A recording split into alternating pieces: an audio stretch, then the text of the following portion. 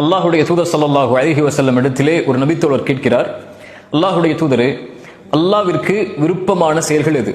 அப்படி என்றால் இந்த செயலை செய்தால் அல்லாஹ் நேசிப்பான், அப்படி ஒரு செயலை எங்களுக்கு அறிவித்து தாருங்கள். அல்லாஹுடைய தூதர் ஸல்லல்லாஹு அலைஹி வஸல்லம் கூறிய அந்த செயல் என்ன தெரியுமா? அஸ்ஸலாத்து அலா வக்திஹா, தொழுகையை அதனுடைய நேரத்தில் தொழுதல். தொழுகைக்கென்று நேரம் இருக்கிறது. ஃபஜ்ர், லுஹர், அஸர், மக்ரிப், இஷா, இந்த 5 ஃபர்தான தொழுகைகளுக்கும் அதற்கென்று குறிப்பிடப்பட்ட நேரம் இருக்கிறது. கிதாபம் மௌகூதா, இறை நம்பிக்கையாளர்களுக்கு தொழுகை நேரம் குறிப்பிடப்பட்ட கடமை. அந்த நேரத்தில் தான் அந்த தொழுகையை ஒருவர் தொழ முடியும். ஒரு வேளை வேண்டுமென்றே ஒருவர் தொழுகையை விட்டால் அவர் எத்தனை முறை அதற்கு பிறகு தொழுதாலும் அவர் விட்ட அந்த தொழுகையுடைய கூலியை ஒருபோதும் அடைய முடியாது. அதனால்தான் அல்லாஹ் குர்ஆனிலே முஃமின்கள் தொழுகையை பாதுகாப்பார்கள் என்கிறான். அல்லாஹ்வை அஞ்சக்கூடியவர்கள் தொழுகையை பேணுவார்கள். யுகீமூனஸ் ஸலா, தொழுகையை பேணுவார்கள் என்று அல்லாஹ் ரப்புல் ஆலமீன் சொல்கிறார்.